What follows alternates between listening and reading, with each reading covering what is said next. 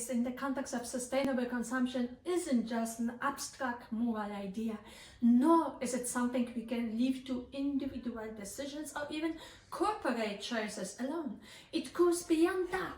How do we ensure that resources and environmental impacts are distributed fairly across all levels of society, from local communities to global systems and for future generations? This is where planetary justice comes in. In this series of videos, we explore different approaches to planetary justice. In this first video, we'll focus on liberal egalitarianism, and in the upcoming videos, we'll look at cosmopolitanism, the capability approach, libertarianism, and critical perspectives. When we think about sustainable consumption, we tend to focus on individual actions like choosing eco-friendly products or cycling instead of driving.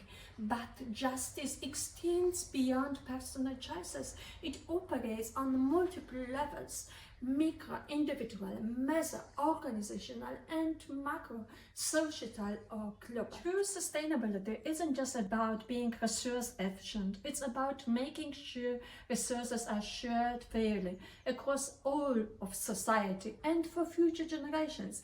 This raises important questions. Are we consuming in ways that allows others to meet their needs? And are we fairly distributing both the environmental burdens and the benefits of conservation? The concept of planetary justice emphasizes that the environmental dimension of sustainability, as seen in the sustainability triangle, is inseparably linked to its social dimension. Social justice. Environmental degradation often goes hand in hand with social inequalities. On the social level, this includes the right of marginalized communities who are most vulnerable to the effects of climate change. This is known as environmental justice, which highlights the need to oppose the unfair distribution of environmental burdens and benefits, especially for those in disadvantaged socio-economic positions. It also concerns the rights of future generations. And finally, greater global equality, as social sustainability is crucial to reducing the alienation of people from the natural world. On the ecological side, planetary justice addresses the rights of nature, including Earth itself, as well as the rights of non-human animals. In short, planetary justice bridges the social and ecological dimension, ensuring fairness in both human and environmental contexts. The rise in literature and debates on justice within sustainability marks the justice turn. This reflects a growing recognition that solving sustainability issues isn't just a technical matter. It requires a shared understanding of what is fair and just. As you have learned from the video What is Good, different ethical models offer varied interpretations of justice. Let's explore how these approaches play a role in the current debates on sustainability and sustainable consumption. Berman's classification highlights several perspectives in planetary justice debates and related strategies: liberal egalitarianism, cosmopolitanism, the capability approach, libertarianism, and critical theory. Which of these frameworks best address climate challenges? Which are most prominent in current policies? And which do you find most compelling?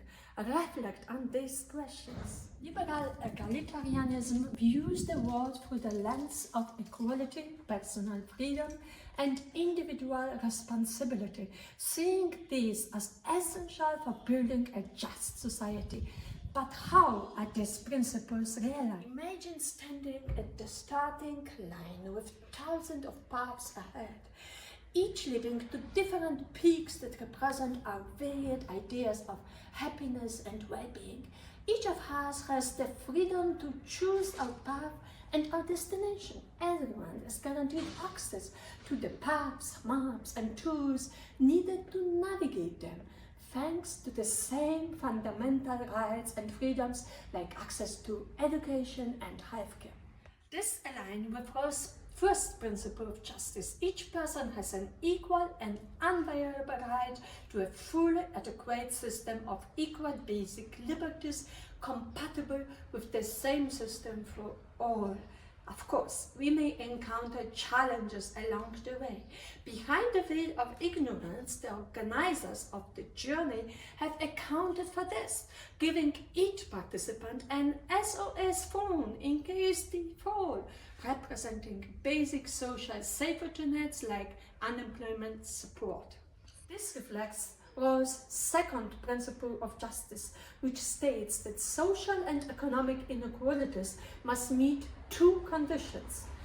They are tied to positions and offices open to all under fair equality of opportunity. They must benefit the least advantaged members of society, the difference principle. To understand how liberal egalitarianism views planetary justice, imagine climbing a tall tree, where you no longer see individuals at the starting line, but entire nations. These countries are all set to begin the development journeys, but do equal starting conditions apply here as well? And who ensures that these conditions are met? What happens when a country stumbles due to the impact of climate change caused in part by the high emissions of others? Some nations face the threat of disappearing entirely as sea levels rise, rivers dry up and livelihoods are destroyed. Countries that rely on tourism, like those in Africa, the Middle East and South Asia, or small island states, are particularly vulnerable. Others, like those dependent on fishing, including nations in West Africa, Peru and Bangladesh, are at risk of losing their primary industries. Does liberal egalitarianism also call for equal starting conditions among nations? Perhaps the second principle of justice could extend to the international level, especially when considering the unequal vulnerability of countries to climate exchange. Behind a veil of ignorance, would we not choose principles that protect us if we were born in a nation more susceptible to droughts or floods?